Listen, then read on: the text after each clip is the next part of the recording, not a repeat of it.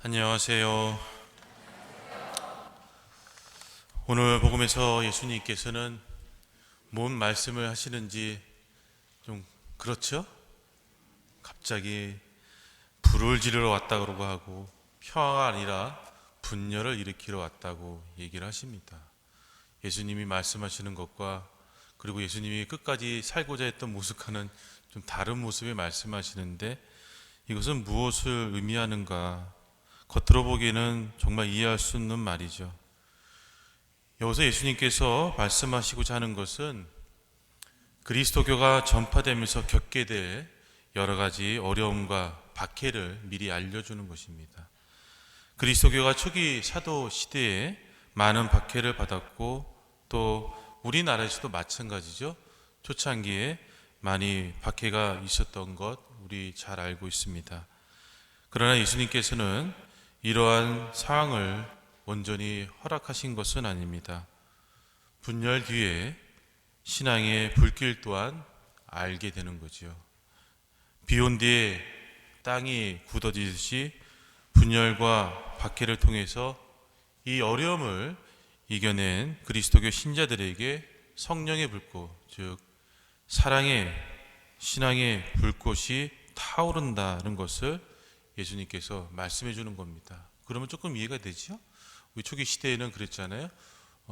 부모가 자식을 고발하기도 했고, 왜냐하면 이상한 종교의 사교에 사로잡혀서 지금 정신이 나갔다.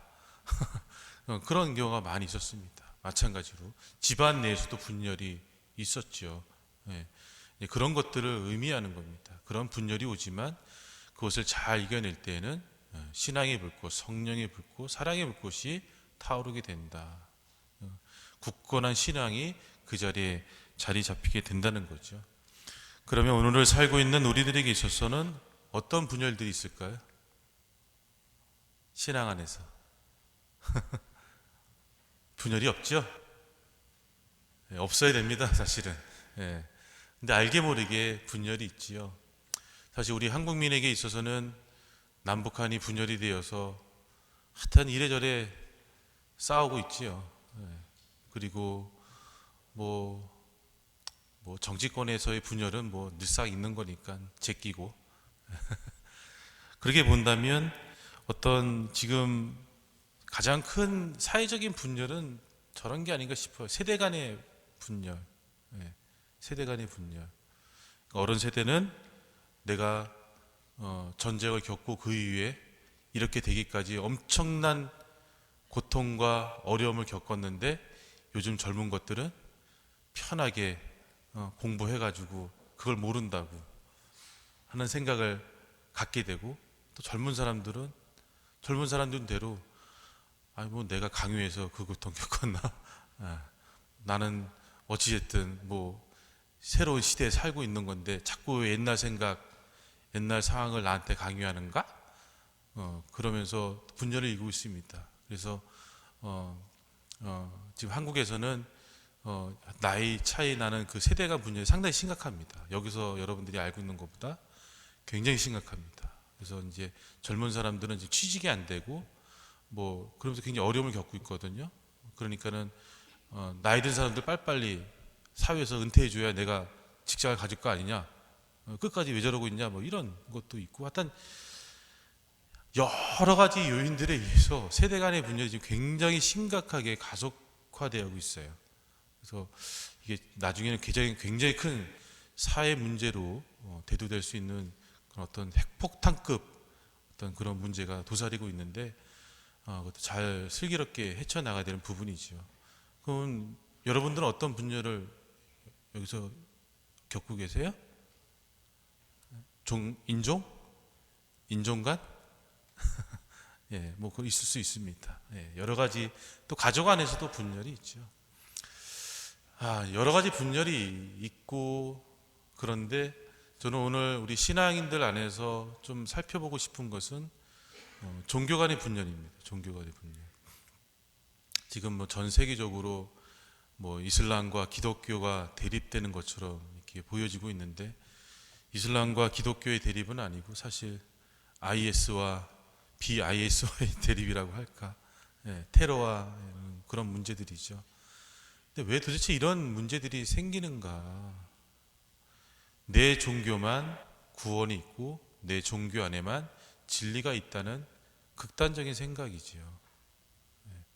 사실은 진리는 하나이지만 그런 진리가 말해주는 신앙 교리는 다른 종교라고 해서 다르지 않습니다.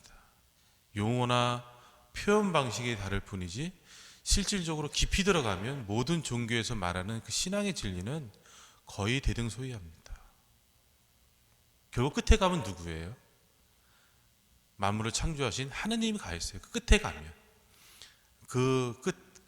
그것을 밑으로 내려가면서 이제 뭐 민족이나 어떤 국가나 이거 환경에 따라서 그 방식이 좀 약간 달라지는 것뿐이지, 그 말하는 방식도 약간 달라질 뿐이지, 실상 그 진리는 구원을 이루는 그 진리의 말씀은 어느 종교나 거의 똑같습니다. 근데 왜 분열하는가? 나한테만 있다고 생각했기 때문에 문제는 거예요. 나한테만, 우리 종교에만 있다. 그러니까는 다른 종교를 받아들이지 않고 그러면서 서로 심지어는 목숨까지 빼앗아 가면서 그것이 잘하는 일이다. 그렇게 하면 천국에 갈 수 있다라고 얘기하기 때문에 문제가 생기는 거죠. 절대 제가 볼 때는 남을 죽이면서 천국 가는 거는 없을 것 같아요. 그건 어떤 종교에서도, 제대로 된 종교에서는 그런 교리는 없습니다. 그건 진리예요. 절대 남을 사랑하고 용서하고 자비를 베풀을 때 구원을 받을 수 있고 천국에 갈 수 있는 것이지, 신의 이름을 팔면서 다른 사람을 죽이고 폭력을 가하면서 천국에 갈 수 있다. 그거는 정말 이단인 거죠. 제가 아주 굉장히 좋아하는 예화 중에 하나가 깨구리의 기도라는 예화가 하나가 있습니다. 깨구리의 기도 들어보셨나요? 안소니 드멜로 신부님이 쓴 책의 첫 표지에 나오는 그 이야기인데, 옛날에 아주 성덕이 너무나 뛰어나신 유명하신 성인이 있었습니다. 너무나 성덕이 뛰어나서 살아있는 성인이라고 할 정도로 아주 성덕이 뛰어난 분이 있었습니다. 그분이 어느 날 기도를 하고 있는데 깨구리가 너무 시끄럽게 개골개골 하는 거예요. 그래서 도저히 기도가 안 되는 거예요. 방해가 되는 거예요. 그래서 이 깨구리들아 조용히 해! 했어요. 성덕이 너무 깊어서 깨구리들도 말을 잘 들어요. 전부 다 셔럽했어요. 쫙 조용했어요. 그러고 나서 이제 기도해야지. 기도를 하는데 뭔가 또 이제 허전한 거예요. 뭔가 빠진 것 같아. 그래서 이거 개구리 기도를 안 들으니까 또 오히려 기도가 안 되는 것 같아요. 개구리 소리가 안 들리니까. 그래서 다시 깨구리들아 울어라 그런 거예요. 그랬더니 역시 성덕이 높은 분의 뜻이라 일제히 더 크게 깨굴 했어요. 그제서야 기도가 되는군. 그래서 그때부터 더 기도가 잘 되었다고 합니다. 그래서 그 성인은 하찮은 개구리라도 그 목소리로 하느님을 찬양하고 있음을 깨닫게 됩니다. 하찮은 개구리라도. 그리고 이 세상 어느 것이라도 하느님을 찬양하는 데서 빠져서는 안 되는 것임을 알게 됩니다. 이 세상 어느 것도 하느님을 찬양하는데 빠져서는 안 된다. 굉장히 재미난, 쉬운 이야기 같지만 깊이 있는 얘기입니다. 이 세상 어느 것도 제외되지 않는다는 거예요. 이 세상 어느 것도 하느님의 창조물이 아닌 것이 없다라는 거죠. 우리는 쉽게 나만 중심으로 생각해서 다른 것들은 다 하찮게 여길 수 있습니다. 이 이야기를 통해서 우리는 오케스트라에서 가장 구석에 있는, 그래서 공연 시에는 조금이 아니라 아예 들리지도 않는 악기를 갖고 연주하는 거 우리는 알 수 있죠. 대표적인 게 뭐예요? 트라이앵글. 소리도 잘 안 들려. 근데 그것도 오케스트라를 이룰 때는 반드시 필요한 거예요. 그 외에 뭐 여러 가지 있을 수 있어요. 바로 훌륭한 연주를 위해서는 그러한 것도 필요한 것처럼 우리 인간 한 사람 한 사람도 하느님께는 너무나 소중하고 사랑스러운 창조물이라는 거죠. 서로 다른 종교라 할지라도 하느님께 볼 때에는 다 내 사랑하는 자녀고 하느님의 사랑하는 창조물이라는 것입니다. 따라서 종교 간의 대립, 종교 간의 분열이 극복될 때 비로소 예수님께서 원하시던 진정한 사랑의 불꽃이 타오를 수 있게 될 것입니다. 이를 위해서 우리 그리스도교 신앙인들은 다른 종교인들을 인정해주고 그들을 위해서 기도해 줄 수 있어야 됩니다.